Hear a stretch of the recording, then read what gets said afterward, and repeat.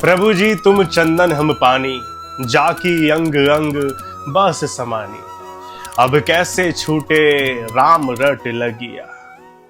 ये पंक्तियां किसी महल या दरबार में बैठे संत की नहीं है, बल्कि ये आवाज है एक ऐसे इंसान की जिसके हाथों को समाज ने अपवित्र कहा।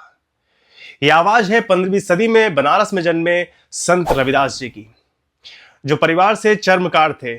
चमड़े से जुड़ा उनका काम था। इसका मतलब मंदिर में प्रवेश नहीं, कुएं से पानी नहीं, और सबसे ज्यादा समाज में इज्जत नहीं। लोगों ने कहा कि तुम भगवान के पास नहीं जा सकते। रविदास साहब ने कहा कि मन चंगा तो कठौती में कंगा। रविदास साहब ने भक्ति को मंदिर से निकाल कर अपने जीवन में उतार दिया। उस दौर में एक चर्मकार का इतना सच बोलना आसान नहीं रहा होगा, खुद को मुसीबत मोल लेने जैसा रहा होगा। लेकिन रविदास साहब ने चुप रहना नहीं, बल्कि शब्द चुने, क्योंकि वो जानते थे कि शब्दों की ताकत एक तलवार से ज्यादा होती है और शायद शब्द ज्यादा देर तक टिकते हैं। उन्होंने ना अपनी पहचान छिपाई, ना ही अपना काम छोड़ा।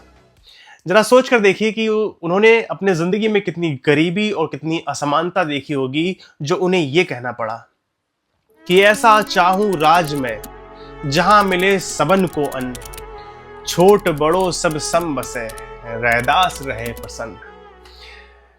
रविदास साहब जानते थे कि एक भूखा इंसान ना ही भक्ति कर सकता है, ना ही ज्ञान प्राप्त कर सकता है, और एक अपमानित इंसान ईश्वर से नहीं जुड़ सकता। इसीलिए उन्होंने कहा कि जाति पाति पूछे नहीं कोई, हरि को भजे सो हरि का होई। भक्ति नाम नहीं पूछती, भक्ति पहचान नहीं देखती। रविदास साहब ने कहा कि रविदास जन्म के कारण होत न को नीच, नर को नीच कर डारी है, ओछे कर्म की कीच।